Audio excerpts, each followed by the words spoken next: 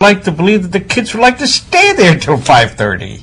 I mean, who wants to come home and just empty home or watching television? I mean, it's kids don't enjoy that as much. They still like to be on the playing field or in the school, so I think it's a good idea. Folks, everybody knows the Nobel Peace Prize winner, Dr. Yunus, who started microfinance, which is the loans of $25, $50, $100 in the poor countries to give the ladies an opportunity to go in business, take care of their families. It's a very successful model, which I think has certainly really brought a lot of attention to microfinance and also to women and spending for women. Precisely. Extremely successful. Yes, but this was also a no-document loan. Now, what occurs is people in some of the Indian villages, they took this loan and they had to tell them that they were going to start a business. Unfortunately, they just needed money to live, and they lied. There are no document requirements, you know. So they went from one loan to the second loan to pay the first loan. They went to the third loan to pay the second loan, so on and so forth. So there's now a bubble. There are people who can't afford to pay these small loans. People are saying, we don't want to pay back the loan because they charged us too much interest, 24 to 39% interest. Before, it was more like a charitable thing to do. So the interest rates were low, and it was all on the trust basis and the others.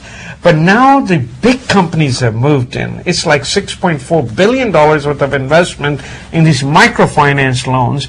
And now they're just saying, no, sorry, we cannot pay your loan. You know, you brought up an interesting issue, and that has to do with this concept of trust. And when something is small and people have a personal relationship, they're more likely to actually pay the loan. Yeah. Whereas if it becomes a very big company, there's less of this personal relationship, there's less of these issues in terms of trust and so on, then people lose that touch, that feeling that they actually need to pay back, that sense of responsibility and maybe personal integrity. As a result, they default on these loans. So maybe they need to go back to making this a real grassroots effort and making this more of an individual feeling, and again, try to get people to feel that they have a personal sense of responsibility, and that may help them to not default so often. But you know what the problem is? That when one particular bank is successful in a village, you got 3 more banks coming right behind them. Right. And what are they doing? They also want to make the loan to the same people. People get tempted, and they then want to take a second loan and a third loan and a fourth loan, and then they find themselves behind the 8th ball. So I don't know where this microfinance is going to go. It's a great idea. The loans should prevail, but the greedy people need to get out of this business, you know, the greedy banks rather. You know. Well, the recession has certainly had an effect on our spending habits. Consumers don't want to spend as much, and retailers want to sell their goods. Well, as a result, bargaining or haggling, which we usually think about in places like India or Morocco, has actually come to major retail stores in the United States. According to an article in Time magazine, 72% of consumers that were polled have tried to negotiate at a major retail store, say Lowe's or Best Buy's, and in fact, the majority of them, 80% of them, got their deal. Wow. This is pretty shocking news. So yes. What they're saying is it's really a buyer's market, and it's fair game to now bargain for anything, whether it's cell phones or it's meat or furniture. And they actually use an example of a consumer that went into Lowe's, and he was trying to purchase a John Deere lawnmower that was retailing for $4,000. And he knew there had been a sale previously, and it offered 10% off. And he said, look, I'm ready to write out my check, but I'm only going to do it if you give me this deal and you give me 10% off. And believe it or not, Lowe's gave him the deal, even though the sale had expired.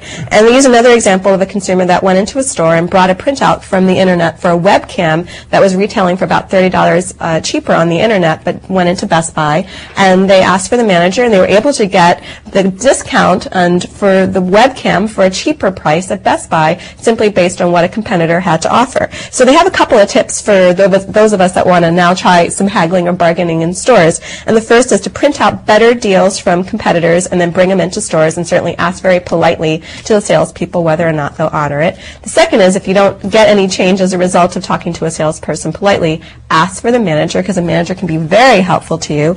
And the third is, always be upbeat, always compliment the products and the people that you're working with, and you certainly have the power to negotiate. I think this is really exciting. You get more with the honey than with the mustard. Here's a story that'll tear at your heart. It's about mom, apple pie, and baseball.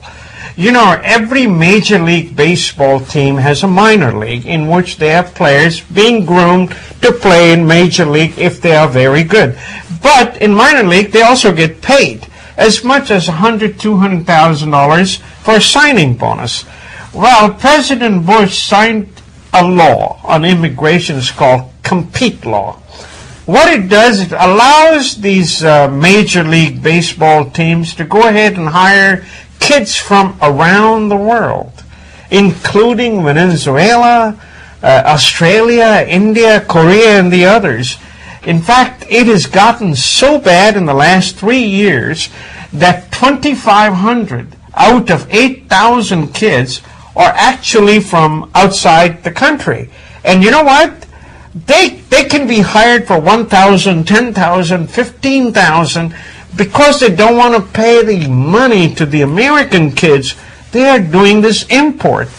I mean, it is just so pathetic. Doesn't it tear at your heart? What's the globalization here doing to our kids? I actually think it's good competition. I think it's great for people that are from other countries and other cultures to come and be part of American baseball. I think there's diversity. Young people need to realize that they have to actually perform better now to compete with who they're recruiting from other countries to get into this minor league. So I think globalization is really great in this case. I don't think so. Look, they can compete, but it's not to compete with the height and the others. It's compete with the salaries.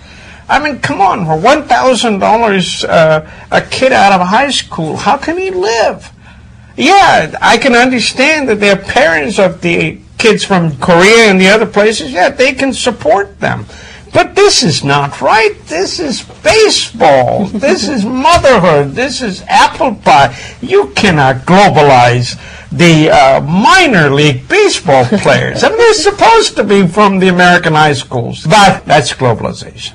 Initiation rites occur in universities all over the world, and sometimes they get out of hand. In India, ragging or hazing might actually involve freshmen having to do racy Bollywood numbers. But sometimes they become violent, and they can involve a lot of bullying. And now the government's trying to stamp it out. And in fact, in March, an 18-year-old medical student was beaten to death by his other classmates during a hazing or ragging ceremony. And as a result, the Coalition to Uproot Ragging, it's an NGO also known as CURE,